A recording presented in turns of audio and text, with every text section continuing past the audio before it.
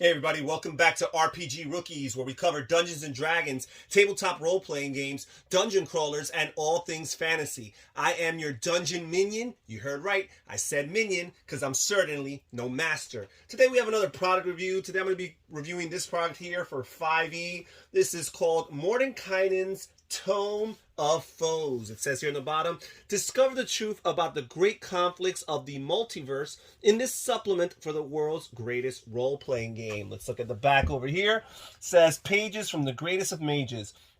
Why do dwarves and Duergar hate each other? How did the world come to have so many kinds of elves? What lies at the heart of the Blood War? The great cosmic struggle between demons and devils that threatens to destroy everything if either side were ever to emerge victorious. Mordekainen has all those answers and more. And now they can be yours too. This tome is built on the writings of the renowned wizard from the world of Greyhawk, gathered over a lifetime of research and scholarship. In his travels to other worlds and other planes of existence, he has made many friends and has risked his life an equal number of times to amass the knowledge contained herein. All right, so we're going to flip through these pages and see what this book has to offer. So we always have a table of contents to start off with these books. And we go straight into chapter 1 here, which is about the Blood War. Okay, and this is basically a history here, some lore telling you about this. Here it gives you the demonic point of view versus the devilish point of view. Here it gives you a list of the layers and rulers of the 9 hells, the layer name and the ruler. And then we have some information, detailed information about all these personalities, as Asmodeus here, Zariel, Dispater, Mammon, Fierna and Belial, Levistus, Glacia, Balzabul, Mephistopheles. Talks here about the rank and file of the different devils, the lowest of the low, lesser devils, greater devils, and archdevils. Talks here about the cults to these personalities here. The cult of Asmodeus, of Balzabul, of Dispater, of Fierna, of Geryon. Cult of Levistus, the cult of Mammon, cult of Mephistopheles, the cult of Zariel. The princess of the abyss here. Chaos incarnate. The lords and their thralls, Baphomet, Demogorgon, Fraz Urblu, Grast, Jubilix, Orcus, Yinogu, Zuktmoy. Here's a section discussing the boons that are associated with these particular personalities. Other demon characters here. Here is a demon customization table. So basically a bunch of different tables so you can randomize their personality traits, their ideals, their bonds, their flaws, their features. Some tables here for the fiendish cults. Then we move on to chapter 2, which is lore and background on the elves. The most ancient tales speak of elves as the children of the god Corellon. Unlike many similar myths involving other races, these tales are true. Elves are all descended from a deity, and their origin led to a tragedy that shapes their culture to this day. So here it talks about a race divided among itself, the elven diaspora, living in reverie. Here it talks about childhood, adolescence and adulthood, elder elves, aging and death, the elven outlook, cultural melancholy, the long view, crimes and punishment, the way they view crimes and punishment, passion versus restraint, elf adventures, a section here for that, elves and magic. It talks about wizardry and mythos and blade song. The Seldarine, and here's a list of elf deities. Okay, and it tells you the name of the deity, their alignment, their province or realm, if you will, suggested domains, their common symbol. Okay. Here it talks about Eladrin and the Feywild.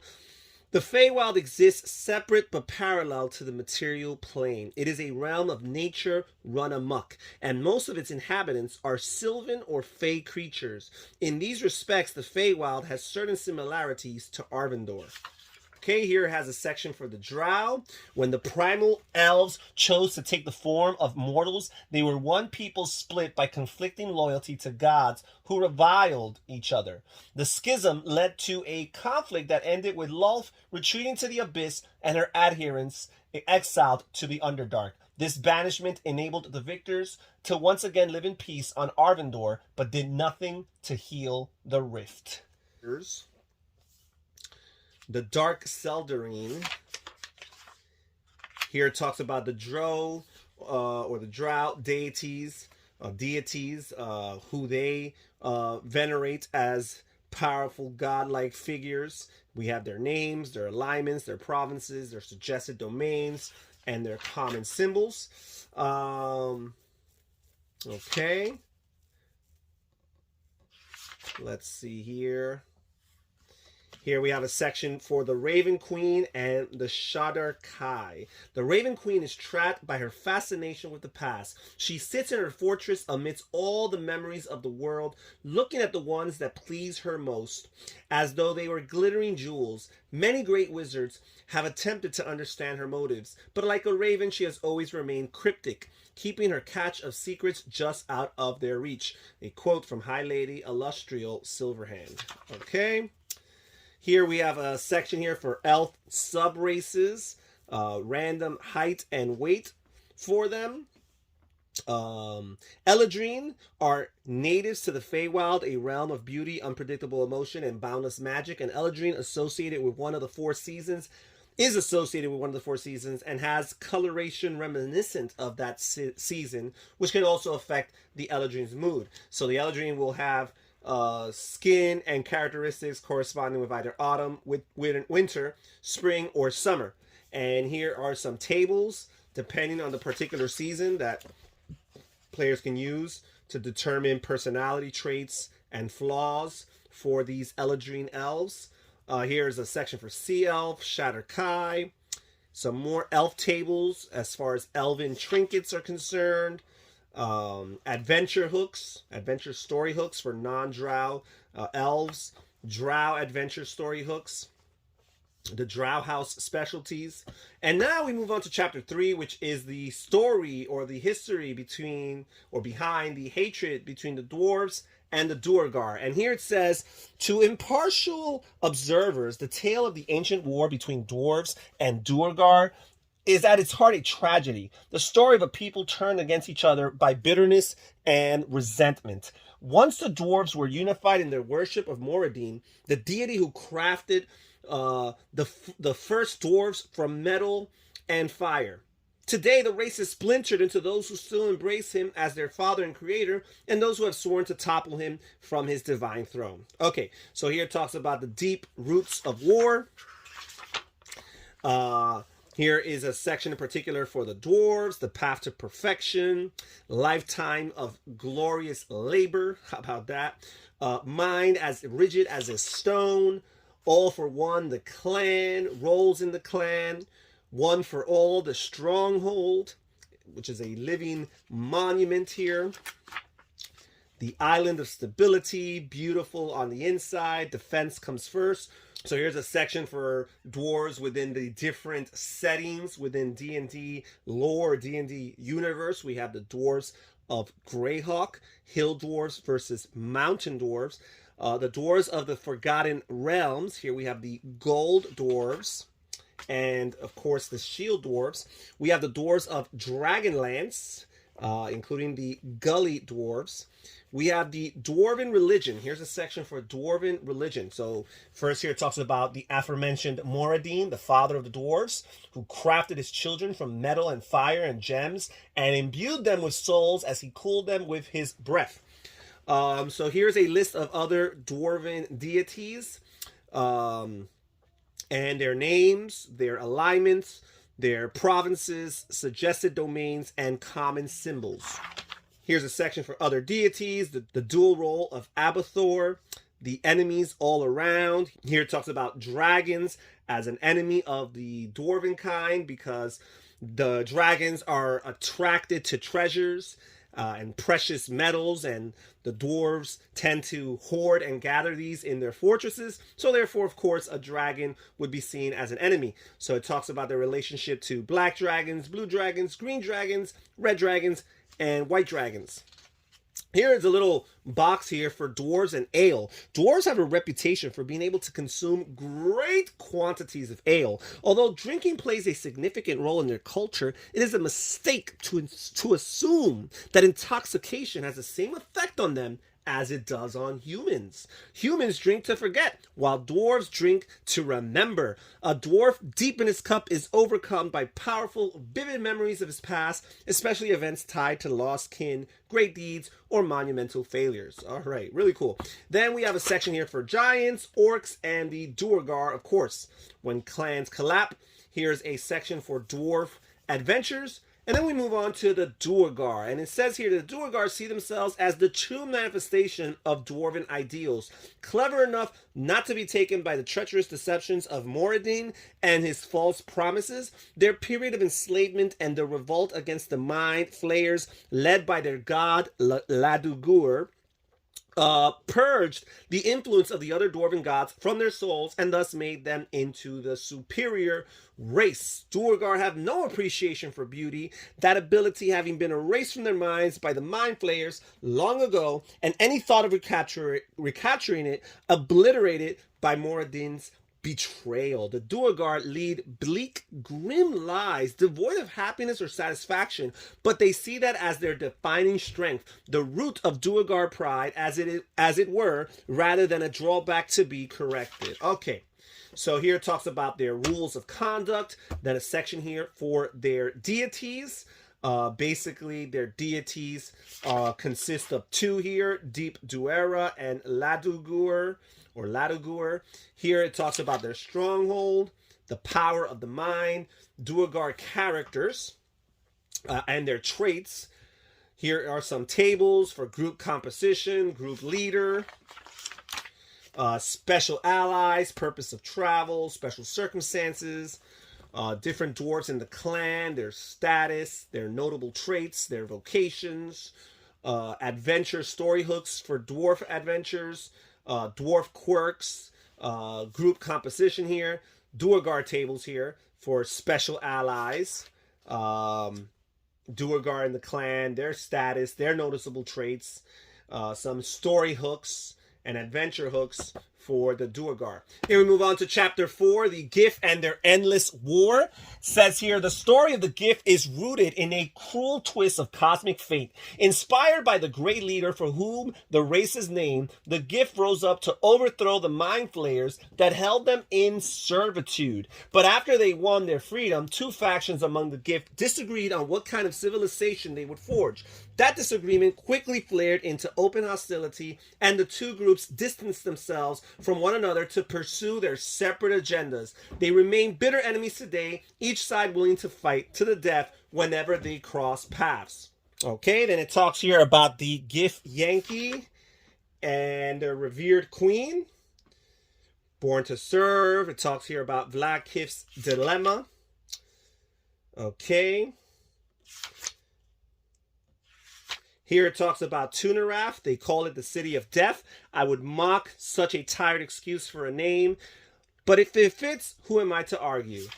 Okay, then we have the Gif Zerai. The Gif Zerai were born as a race at the end of the Gif's bloody genocidal uprising against the Mind Flayers. A Gif named Serthimon, who had gained a significant following during the conflict, challenged Gif's plans and her leadership. Gif was evil, the newcomer proclaimed, and she would lead the people into darkness and tyranny, not unlike the one imposed by the Illithids. Okay.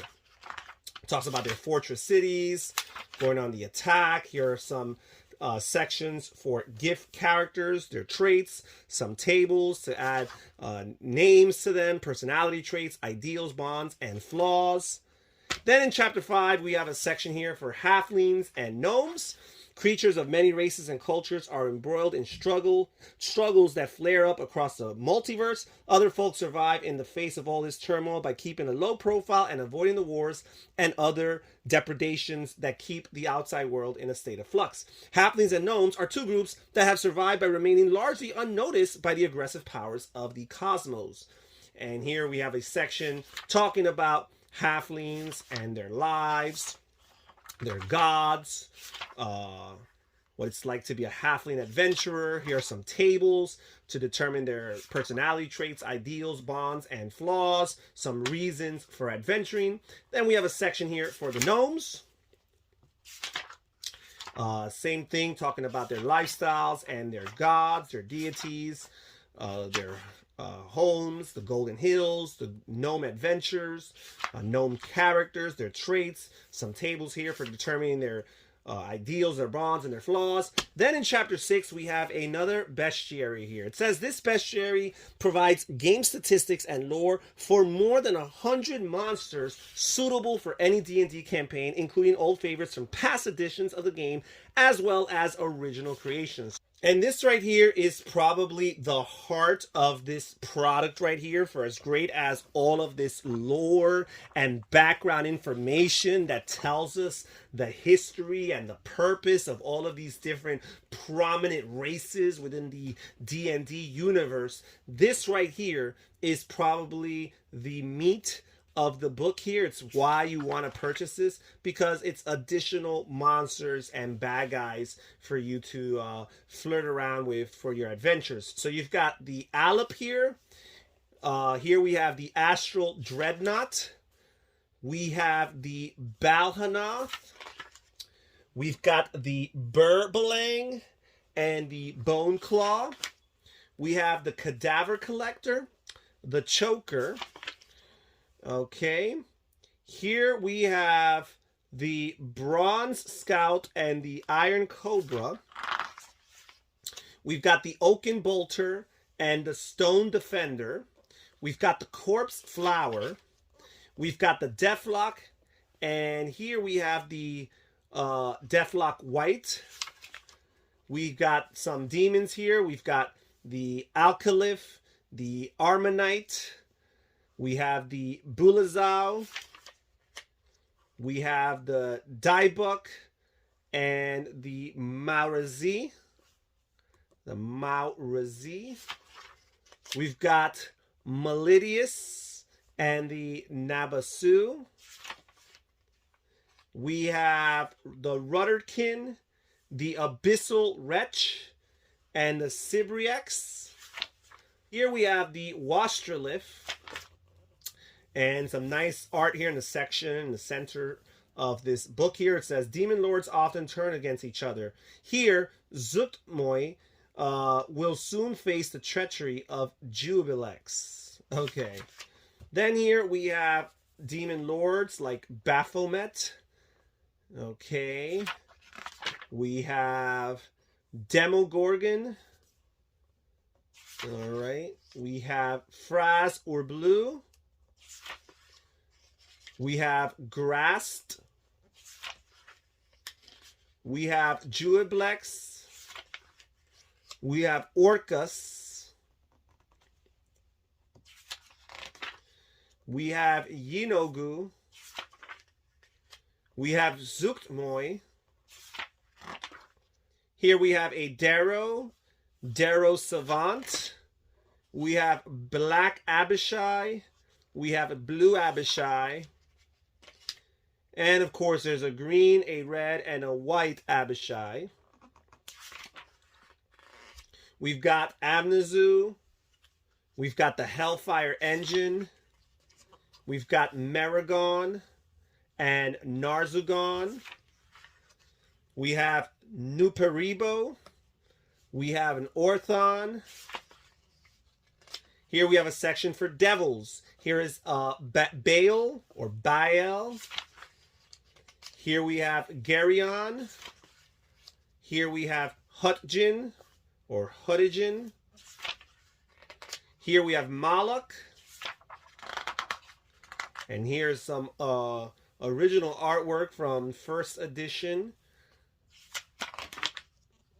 We have Titivilis. We have Zariel.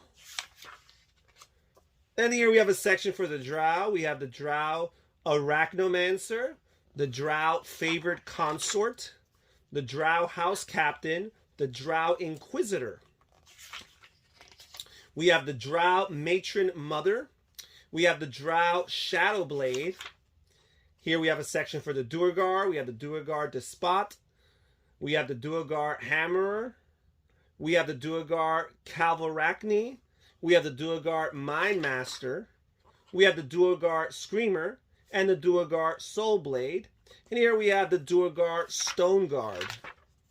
Here's the Duergar Warlord as well as the Duergar Zarorn. Here we start section for the Eidolon and the Sacred Statue. Here we have the Eladrine, mentioned earlier in the book, associated with different seasons. We have the Autumn Eladrine, the Spring Eladrine, the Summer Eladrine, and the Winter Eladrine. Then we have some Elder Elementals. We have Leviathan here, as well as the Phoenix, the Elder Tempest. Then here we have Zaratan, some Elemental Myrmidons. We have Air Elemental Myrmidon, Earth Elemental Myrmidon, Fire Elemental Myrmidon, and Water Elemental Myrmidon. We have a GIF. Here we have a section for the GIF, the Githyanki Gish, the Githyanki Kithrak, the Githyanki Supreme Commander. Then here we have the Givzerai Anarch and the Givzerai Enlightened. We have the Grey Render here, the Howler, the Young Kruthic, the Adult Kruthic, and the Kruthic Hive Lord. Here we have the Marat, the Miazel, the Nagpa, the Nightwalker, the Oblex Spawn, the Adult Oblex, the Elder Oblex. Here we have an Ogre Battering Ram, an Ogre Bolt Launcher, an Ogre Chain Brute, an Ogre Howdah, a Retriever. We have the Frost Salamander, the Gloomweaver, the Shadow Dancer, the Soulmonger, the Skulk. Really nice artwork. I like this right here. It says, in the Shadowfell and elsewhere in the multiverse, the curse of undeath threatens to overwhelm all life. Here we have the Skull Lord. We have the Sorrow Sworn, which includes the angry, the hungry, the lonely, the lost, and the wretched. The hungry, the lonely, the lost, and the wretched. We have the Starspawn Gru, the Starspawn Hulk, the Starspawn Larva Mage, the Starspawn Mangler, the Starspawn Seer. We have Steeders, a female Steeder, a male Steeder. We have a Steel Predator, the Stone Cursed, the Sword Wraith Commander, and the Sword Wraith Warrior. Okay. We've got the Turtle and the Turtle Druid. We've got the Trolls. We've got the Rot Troll and the Spirit Troll and the Venom Troll. We have the Vampiric Mist. We have some Yugoloths here, the Canoloth and the Dergoloth and the Hydroloth. We have here the Merinoloth and the Oinoloth. And finally, the Yagnoloth. And that concludes the Bestiary. We have an appendix here for the monsters list. So you could find them. Tells you their challenge levels. It also tells you here the different environments that the different creatures might be associated with, right? For thematic purposes. So there is that. And that's it as far as this book is concerned and this flip through. I think just for the Bestiary alone, this is worth its weight in gold. It adds about 100 additional creatures that DMs can use, that players can interact with, and even the lore and all the different background for these different races, the gnomes, the halflings, the duergar, the drow, the elves, the gifts, All of this stuff can be very helpful information as far as giving ideas for adventure story hooks, and also all the random tables that are provided to help with the customization of these characters as far as their personality traits are concerned, and their bonds and their ideals and their flaws. I think this is a worthwhile purchase. So check in the description down below for a link. See how you can get a copy of this game. And that's it for today's video. Thank you guys so much for joining us here at RPG Rookies. Take care, and I'll catch you next time. Bye-bye.